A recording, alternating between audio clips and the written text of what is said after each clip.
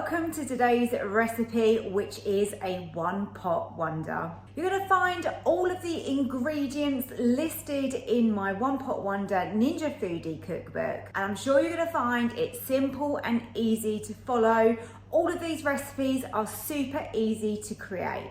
One Pot Wonders is about making amazing food in one pot that uses several of the functions and different methods to get the most out of your Ninja Foodi. And of course, with the least effort possible. What I love about all of these recipes is that they are inclusive. And this means that you won't need to be cooking your rice elsewhere or putting your hob on to cook your vegetables. These truly are full meals made in your Ninja Foodi. So I really hope you enjoy this recipe. Don't forget to hit the like button for me. Subscribe to my YouTube channel as well if you haven't already. Let's get into today's one pot wonder, and I hope you really enjoy this. This dish that I'm making today really is a one pot wonder. It's my lamb balti with Bombay potatoes. It is so good, delicious, rich, just heavenly. This lovely, softly, it's almost like it's slow cooked, this lamb, but of course we're going to make it quicker and go under pressure. Got the spicy potatoes as well, which is a really nice addition to this. So we're going to start off. This is a slight little bit of prep, and then everything's going to be made totally one pot.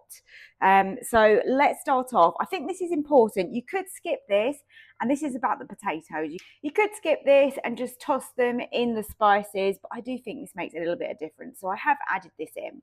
So I've got my oil, vegetable oil in the bottom there. Then we're going to add our spices. Now I want mustard seeds, and we're going to let those just pop away and toast off in that oil, which is exactly the reason that I'm doing this, because I do believe it makes a difference. So when these start popping, that's when I'm going to add in my chili and my turmeric and then the potatoes. It's just a little waiting game now. So I'm on sear and saute level 5.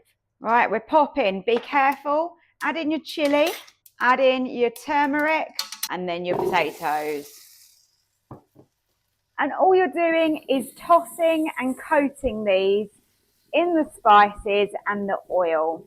These are going to be cooked under pressure. As I said, this is a one pot method for my curry and potatoes. But I do think by doing this, we're getting some beautiful colour on the outside, but the pressure is going to make these potatoes fluffy and soft. This literally just takes a minute or two.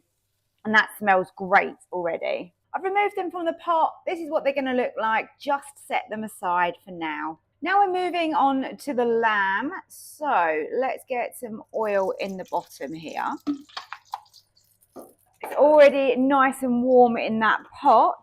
And I'm just going to brown off my lamb. So just break the pieces of lamb up, and we're just browning this off. Okay, so I've removed my lamb. That has been browned. If you feel you need to do it in 2 batches, then do that, because you don't want it to stew too much. Now we're going to start putting in our spices, getting those toasted off. So let's start.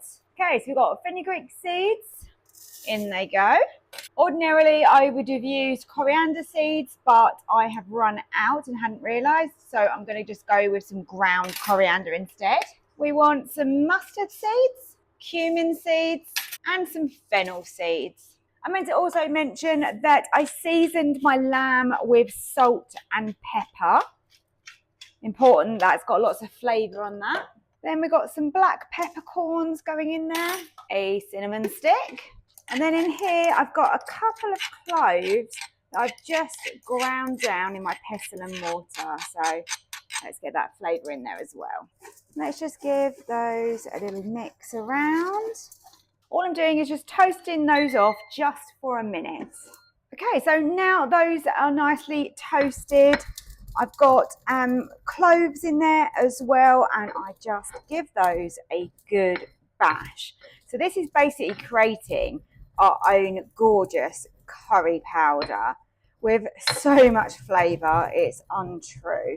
Now that these have been ground, I'm just going to add in the turmeric that I want in there, and then just continue mixing that together and grinding it all so that you've got a much finer powder rather than chunky, grainy bits.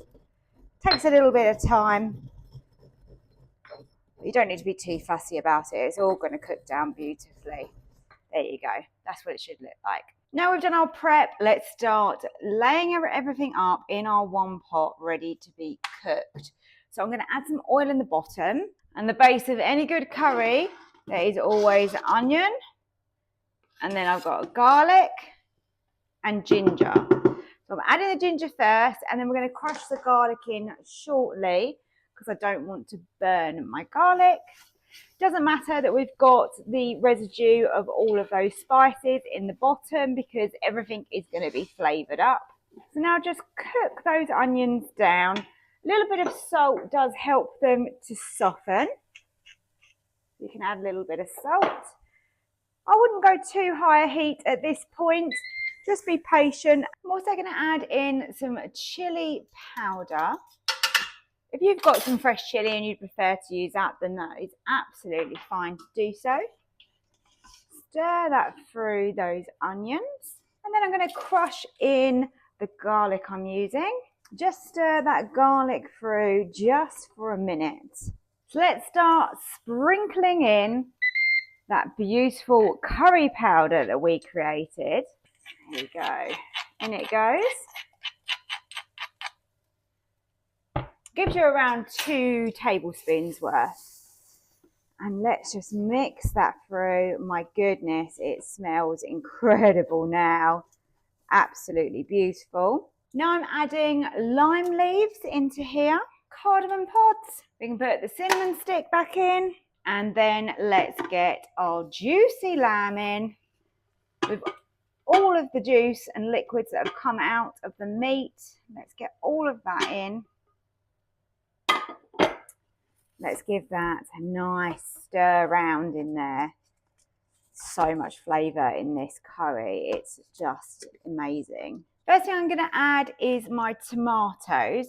Doesn't really matter whether you use some chopped tin tomatoes or some peeled plum tomatoes in a tin like this. Either way, I'm going to just mush them down. Obviously, your plum tomatoes need a little bit more mushing. But remember, this is going to go under pressure anyway. So that's given us a good amount of liquid, but we're still going to need some more liquid for this to work for us. And that's when my stock comes in.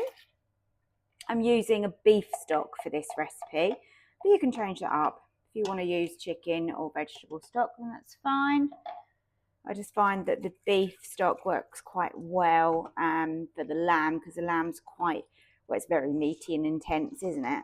And so I think the beef stock works well. Right, that's mixed together.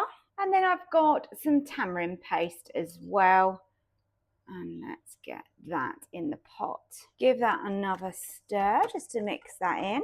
The bay leaves and the lime leaves will be removed at the end of the cooking. Now you can season this with a little bit more salt and pepper if you think you need it. I did put quite a generous amount on my lamb, so I'm quite happy with that now. So don't forget, we have got our potatoes, but they are going to need less time under pressure. So we're going to do a 2-tier stage of pressure cooking with this. Still in the one pot though. So I'll close the lid. I pressure cook for the first time to make sure that lamb is super, super tender in that curry. And then we'll add the potatoes and I'll show you that. When the natural release has run the amount of time that we need, all we do with the pressure valve is just flick it over using this side here, just so you don't burn yourself. Obviously, the steam's all coming out of here. So we just flip that over, and then that is just going towards the vent now, and that's just letting the remaining pressure out of the pot. Then we're going to be able to open that up and add in those Bombay potatoes. Can now open up the lid and check our curry. Looks great. Let's give that a good stir. Now we should, by the looks of it, have enough liquid to be able to come to pressure again. That is the downside sometimes of cooking with pressure, is the amount of liquid you need often means that you then get a runny sauce. But I have a solution for that. But first of all, let's get these potatoes in. So I'm literally going to lower those on the rack, and they are sitting on my crisper plate there, and we're going to get those under pressure. So we've got the quick release and our potatoes should be lovely and tender in there. We just got to give that a minute or two until the pressure is all out and we can open the lid. Here we go. Here's the potatoes. Let's lift those out. They are beautifully tender, just as I wanted them. Let's have a look at our curry a bit closer. Let's give that a stir. Beautiful. So now we can take out the bits that we don't need. So we've got a cinnamon stick here. We don't need that. Probably easier just to get my fingers in. So we've got our curry leaves, sorry, lime leaves, I mean, not curry leaves. You can use curry leaves in this though if you wanted to. And we do have a bay in here. Oh, there's another one there. There you go. I think that is everything out. Now that has actually really reduced down now nicely. It's not as thin as it was, but the most simple way to thicken up your curry is to add in a corn flour slurry. So this is a tablespoon of corn flour and a tablespoon of water, and then just give that a mix. And it's a little bit like magic. Suddenly your curry thickens up just enough that you've got a nice consistency. We've got one more leaf there. Let's get that out. Now, if you put this onto sear and saute, it's going to thicken a little bit more as well. If you want to use a little bit more corn flour, then go ahead and use a little bit more corn flour. It's really up to you, the consistency of the curry that you enjoy. So I would say 1 to 2 is going to be about right. That is probably how I like mine. That is good for me. Now, looking at our potatoes, I'm going to lower those back in. They are soft, they are tender. I'll show you, look, they're really nice. But obviously they don't have much texture to them. Got loads of flavour, of course, but just not so much on the texture side. So I'm just thinking, why not pop the lid down and just grill those and give them a little bit of extra colour. The grill on the Ninja Foodi is super powerful, so keep an eye on it. My potatoes now have a little bit more colour and texture to them, which is how I like them. And our curry is looking absolutely beautiful. So I am ready to serve. Here's my one pot wonder. We managed to pressure cook the whole thing in 2 stages, of course, but that's just giving us the best result possible.